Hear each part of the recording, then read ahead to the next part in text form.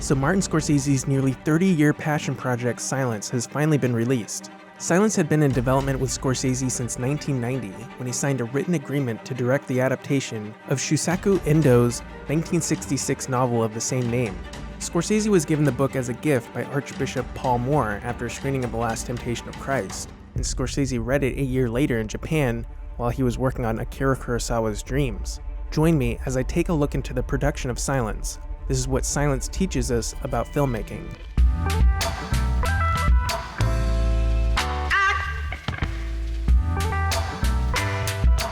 The film follows two Portuguese Jesuit priests during the 17th century as they make their way through Japan in search of their mentor who may have renounced his religion.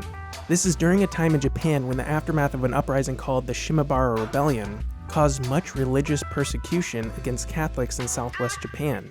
It was illegal to teach Catholicism, and because of this, many Catholics continued to practice Christianity in secret. They even began to model their small statues on Buddhist deities, like this statue of the Virgin Mary, modeled after Kannon, the Buddhist goddess of mercy, which was known as Maria Kannon. The anime series Samurai Champloo takes place during the same period, and Fu's father was one of these hidden Christians. Silence was originally slated to follow Scorsese's Kundun in 1997, but Scorsese decided to direct a few other films first, and then in 2004, which Scorsese pushed back further to make The Departed and Shutter Island. The film was delayed again in 2011 when Scorsese postponed Silence yet again in order to make Hugo. Scorsese had apparently made a deal with Cecigori Pictures, who was to finance the film, that he would compensate them in order to direct The Departed, Shutter Island, and Hugo before Silence. Cecigori Pictures was allegedly supposed to receive, quote, $1 million to $1.5 million per film, plus up to 20% of Scorsese's back-end compensation. Cecigori Pictures sued Scorsese in 2012, alleging that they didn't receive payment for Hugo, and that Scorsese directed The Wolf of Wall Street before Silence. Scorsese denied that the claims reflected the original agreement and denounced the whole thing as a media stunt. The suit was settled in 2014 for an undisclosed amount. Having this project on the horizon for so long, in a way, shaped what the film would become. Of course, just based on circumstance, it's a substantially different film than if Scorsese had done it in the late 90s. But it also seems to have evolved with Scorsese himself. In an interview with Deadline before the production started, Scorsese said, "My initial interests in life were very strongly formed by what I took seriously at that time. And 45 to 50 years ago, I was steeped in the Roman Catholic religion. As you get older, ideas go and come. Questions, answers, loss of the answer again, and more questions. And this is what really interests me. Yes, the cinema and the people in my life and my family are most important, but ultimately as you get older, there's got to be more. Much, much more. The very nature of secularism right now is really fascinating to me, but at the same time, do you wipe away what could be more enriching in your life? Which is an appreciation or some sort of search for that which is spiritual and transcends. Silence is just something that I'm drawn to in that way. It has been an obsession. It has to be done, and now is the time to do it. It is a strong, wonderful, true story, a thriller in a way, but it deals with those questions. Allegedly, there's a specific shot in the film that Scorsese has had in his mind since he made Mean Streets. I'm not sure what the shot is, but the idea that he's waited for the perfect moment to fulfill this idea that has been floating around in his head for so long feels analogous to that of the film itself. The film was shot mainly in Taiwan from January 30th to May 15th, 2015. When asked why it took so long to get going, producer Irwin Winkler told The Hollywood Reporter that it was mainly due to budget. He said it was very, very expensive, and it was budgeted because it takes place in 1670 in Japan. We got lucky and found out about Taipei, and in and around Taipei and Taiwan, we found great locations. The prices were very cheap, and we were able to make it for a price.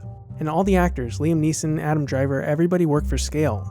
Marty worked for scale, I worked for underscale. We gave back money. So what can we learn?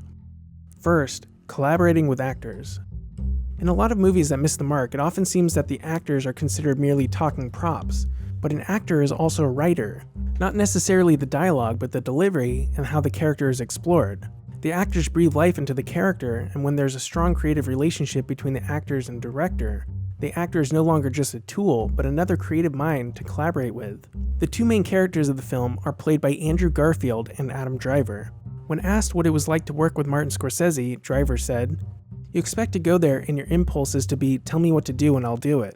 He doesn't want you to do that. He hires you for your ideas and wants you to take ownership of it. It's really inspiring to work with someone who's accomplished so much and is the tip of the pyramid and is still turning to you and wants your ideas and opinions. I think this is a common misconception about a lot of legendary directors. Because directors are often credited with full authorship of a film, it's naturally assumed that everything that is great about the film is solely their doing, when in reality, these great directors surround themselves with creative minds so that they can use the talent and ideas of these artists to make their film better. Andrew Garfield said about working on the film, "Every time me and Marty would try to get to the bottom of its themes and what the character is going through, we'd wind up talking for 2 or 3 hours. And every time there would be 5 minutes of silence at the end because we had exhausted the conversation and had no answers, only more questions. Then he'd look at me and go, 'Okay, kid, until next time.'" Scorsese asked Garfield and Driver to lose a substantial amount of weight for the film. Both of them were already fairly skinny and each lost around 50 pounds, 30 pounds before shooting began and another 20 during production. In an interview with Noah Baumbach, Driver said, "When the movie begins, the characters have been traveling for 2 years, from Portugal to Macau, sailed around Africa. There's disease and shortage of food. They're already kind of depleted when they get to Macau before their last leg to Japan. There's a lot of storytelling happening off camera. When we come in, the stakes are already so high, and then we continue to lose weight." Scorsese wanted to see that physically, and that visual part of the storytelling, I don't think I've taken it to the extreme before. It's an interesting thing. You're so hungry and so tired at some points that there's nothing you can do. You're not adding anything on top of what you're doing. You only have enough energy to convey what you're doing, so it's great. There are other times when a scene's not working, and you don't have the energy to figure out why it's not working. The actors are part of the mise-en-scène, and for an actor to change their appearance in such a drastic way lends a profound authenticity to the film that will survive as long as the film does. Number 2. Finding the right style. Cinematographer Rodrigo Prieto had also worked with Scorsese on The Wolf of Wall Street, and they're teaming up again for Scorsese's 2018 crime drama, The Irishman. Rodrigo shot silence with anamorphic lenses, which is usually fairly noticeable around the edges of the frame, but he used a, quote, "relatively new set of anamorphic lenses that are perfect in the sense that they do not distort the image." Silence is a major stylistic departure from The Wolf of Wall Street, and Rodrigo's photography is no exception. For silence, Scorsese more or less abandoned the flashy camera work that is prevalent throughout many of his previous films. In an interview with No Film School, Rodrigo said, "From the beginning, we talked about the restraints in terms of shooting. Marty is known for his elaborate cinematic language. Designing complex shots comes naturally to him. He felt this story required a simpler language. This doesn't mean that shooting wasn't extremely technical and challenging. The shots are quieter visually. There are only certain instances where the camera is in a strange position or a sudden camera movement." In an interview with GoldDerby, Rodrigo said that, when working with Scorsese, the first thing Scorsese does is create extensive shot lists for every scene, which he then shares with both Rodrigo and the assistant director. They go into a room and talk scene by scene about their ideas and what they imagine. Occasionally, Scorsese will sketch out a specific shot if it better explains what he's looking for, but most of the shot list is made up of written descriptions or simple diagrams. They sometimes have to change things around when they arrive on location depending on where they are shooting, but for the most part, the shot list is the film. They never shoot coverage because there is always a planned emotional reason behind each shot. Scorsese did rely on some visual inspirations for the look of the film. Sometimes the inspiration came from another film, like in the scene where Rodriguez travels on a small boat at night. The look of this scene was inspired by a similar scene in a Mizoguchi film titled Ugetsu.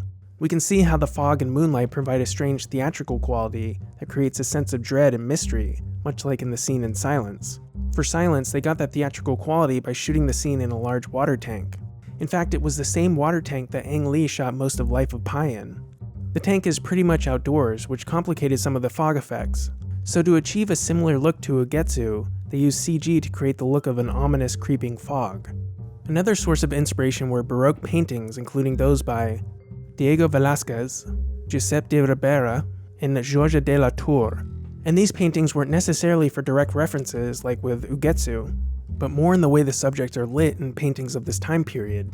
Scorsese's researcher Marion Bauer did extensive research into what life was like for the Jesuits and what it was like during the 1640s. Of course, this affected things like the set design, but it also affected the lighting. There's a scene toward the beginning in a large church where the two young priests meet with Father Valignano to discuss Father Ferreira. This church was built for the film on a backlot in Taipei, and was made to look like St. Paul's Church in Macau, which still exists, but only the front of it. The rest has collapsed.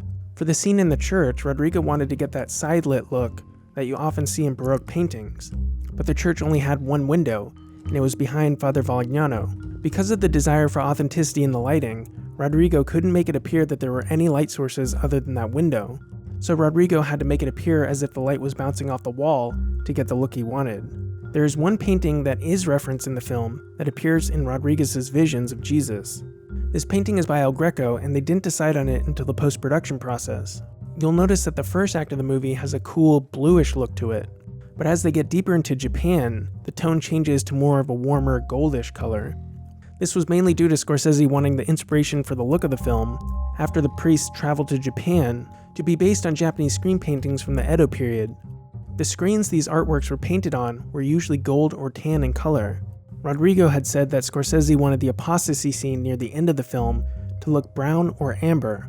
To achieve this look, the entire scene was lit only with fire, no moonlight, which would represent a subjective version of hell for Rodriguez.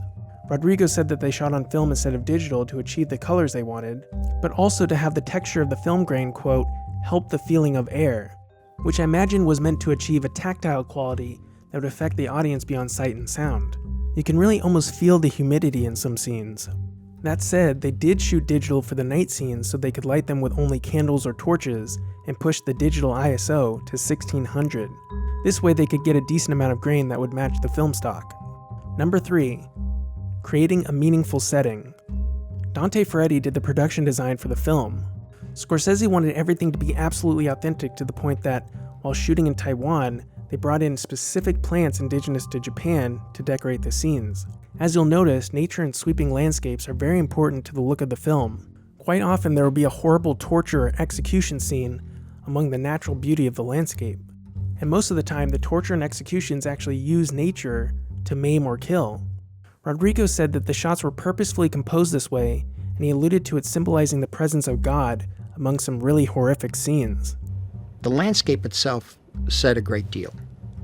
And so placing the actors within that landscape, placing the different figures, so to speak,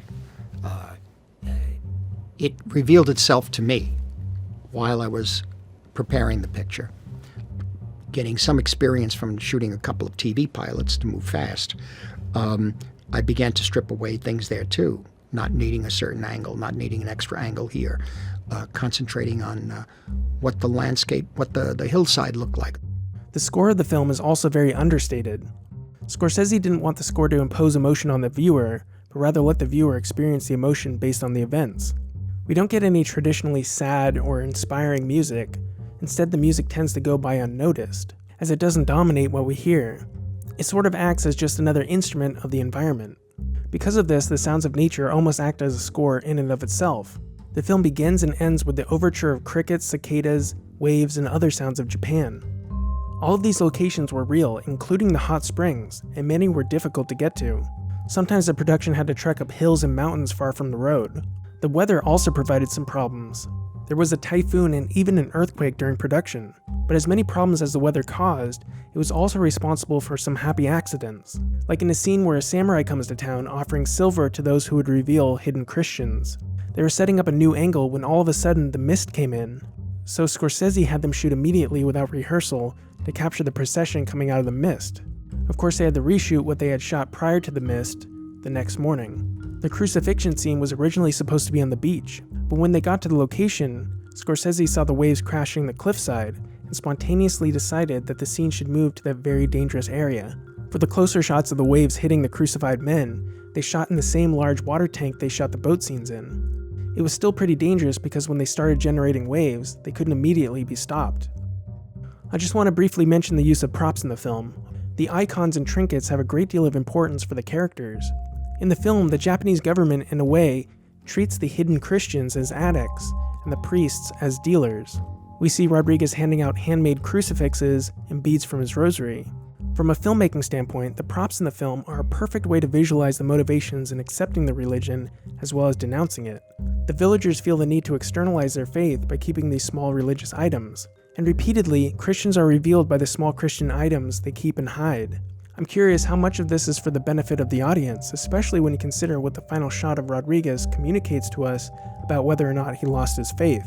Stepping on the religious art is a really cinematic way to communicate someone denouncing God. Once it is set up, nothing has to be said from then on. We know that a character is abandoning their faith if they step on the item. And it works structurally as a way to revisit the concept and test the characters, but also as a way to reveal character based on whether or not they will step on the art, or whether they will continue to step on the art.